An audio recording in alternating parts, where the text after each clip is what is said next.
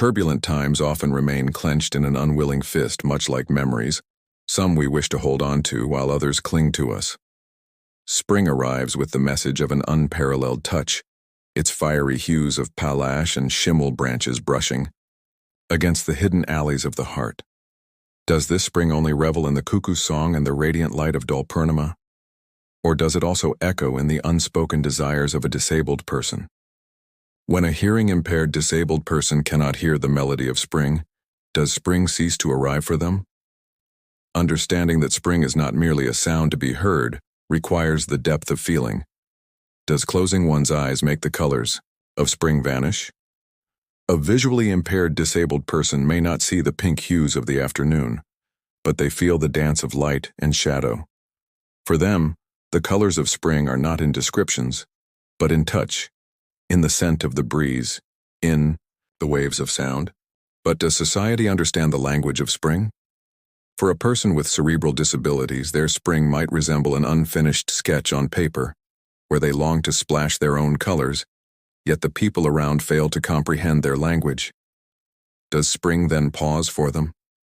When a physically disabled person in a wheelchair yearns to touch the branches of palash, every obstacle on the path becomes a thorn of spring.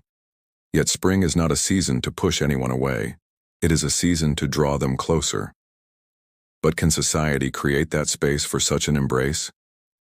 An autistic disabled person might not wish to join in the exuberance of spring, preferring instead to gaze at the sky during a solitary afternoon.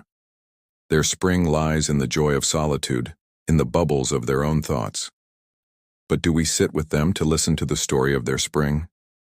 When a speech-impaired disabled person tries to express their emotions, does spring speak their language? We may not hear the sound of flowers blooming, but do we even try to understand the words of their heart? A disabled person with mental health challenges might carry a sense of melancholy, even amidst spring's vibrancy. Does their spring then fade? No, spring never dims, if society learns to blend its colors with theirs. A disabled person with Down syndrome might wish to fill every moment of spring with pure love, but do we understand the language of their affection?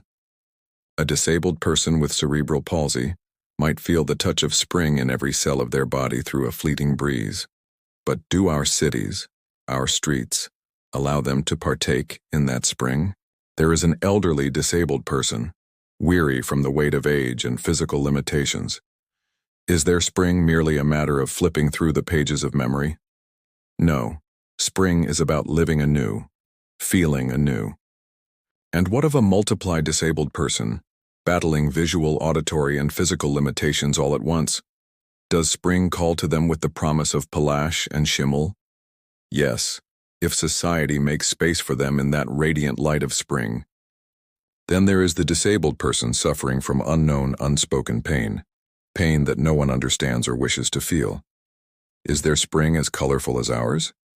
If society fails to embrace the spring of a disabled person, will spring embrace us? Spring is not merely a change in nature, it is also a tale of transformation in the heart. If disabled persons can adorn their spring with their own colors, society must learn to blend into those hues. Only then will spring truly belong to everyone, not confined by glass walls, but alive in reality, in feeling, in every corner of life.